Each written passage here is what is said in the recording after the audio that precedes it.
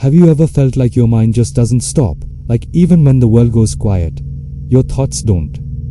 People think being highly intelligent is a blessing. They imagine straight A's, fast promotions, clever comebacks, and a life that's somehow easier. They assume you glide through problems while everyone else struggles to keep up. But what they don't see is what it costs you. Because intelligence doesn't just sharpen your thinking, it deepens your awareness. And sometimes, that awareness is heavy. Let's talk about something most people don't say out loud. Being highly intelligent can feel lonely. Not because you think you're better than others, but because you see more, you feel more, you process more, and that changes everything. First, your mind never really rests. You don't just think. You analyze. Someone sends a short text. You reread it 3 times. A friend changes their tone slightly. You notice. A decision needs to be made. You map out every possible outcome before taking a single step. While other people move on quickly, you're still inside your head, replaying conversations, imagining different scenarios, questioning whether you said too much or not enough. Psychologists call it analysis paralysis, when thinking becomes so detailed that action feels overwhelming. And the exhausting part, you're fully aware you're overthinking, but that doesn't to make it stop. Second, connection feels complicated. You crave depth. You want conversations about meaning, purpose, human behavior, the way society works, why people act the way they do. But most social settings revolve around small talk, whether weekend plans, celebrity gossip, and while there's nothing wrong with that, it doesn't feed you. So sometimes you sit there, smiling politely, feeling like you're on a different wavelength. Not superior, just separate. You might have many acquaintances, but very few people who truly understand how your mind works. And that gap can feel isolating. Third, you notice everything. Patterns, micro-expressions, contradictions. You can sense when someone's being fake before they even finish their sentence. You see manipulation in subtle behaviors. You pick up emotional shifts others completely miss. That awareness can protect you. But it also makes it hard to relax. Because once you see behind the curtain, you can't unsee it. Trust becomes more complex. Conversations feel layered. Motives rarely seem simple. And sometimes you wish you could just take things at face value, the way others do. Fourth, expectations follow you everywhere. You're smart. You'll figure it out. You're gifted. You'll be successful. It's easy for you. At first, those words feel like compliments. Over time, they start feeling like pressure, because now failure isn't just a mistake. It's a shock to people's image of you. One wrong move and suddenly it's, I thought you were smarter than that. So you push yourself harder.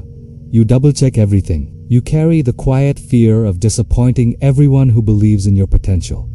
Even when you're doing well, you sometimes feel like you're re-pretending. Like one day, someone will discover you're not as capable as they think. That's imposter syndrome, and highly intelligent people experience it more often than most realize. Fifth, boredom hits differently.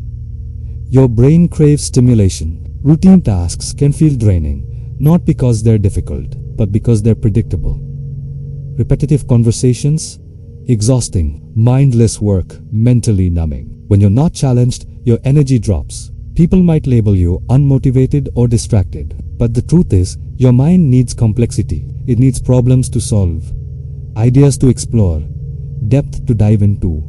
Without that, you feel stuck. Sixth, perfectionism becomes a silent battle. You don't just want to do well, you want to do exceptionally well. If it's not impressive, it's not enough. If it's not flawless, it feels like failure. You see every tiny imperfection in your work. Even when others praise you, you focus on what could have been better. Psychologists call this maladaptive perfectionism, where your standards are so high that they start hurting you instead of helping you. And the danger? Burnout. Because no matter how much you achieve, your internal voice keeps raising the bar. Seventh, you question everything. Authority, traditions, rules, even your own beliefs. You don't accept ideas just because they are popular. You want logic, evidence, understanding. This curiosity fuels innovation and creativity. But socially, it can create friction. Not everyone enjoys being challenged. Not everyone wants to rethink what they've always believed. So sometimes you stay quiet, even when you see flaws in the system. Or you speak up and feel misunderstood. Either way, it's heavy. And finally, there's the emotional depth. Highly intelligent people are often deeply empathetic. You don't just understand someone's pain, you feel it. When a friend struggles, you carry it with you. When you read about injustice, it lingers in your chest. Psychologists call this emotional contagion, absorbing the emotions of others without realizing it. Your mind processes layers of reality. Your heart processes layers of emotion. And together, that can feel overwhelming. But here is the part no one talks about enough. None of this means something is wrong with you. Your depth isn't a flaw. Your awareness isn't a curse. Your intensity isn't too much. It just means your mind operates on a different level of complexity. And complexity requires balance. It requires boundaries. It requires people who appreciate depth instead of fearing it.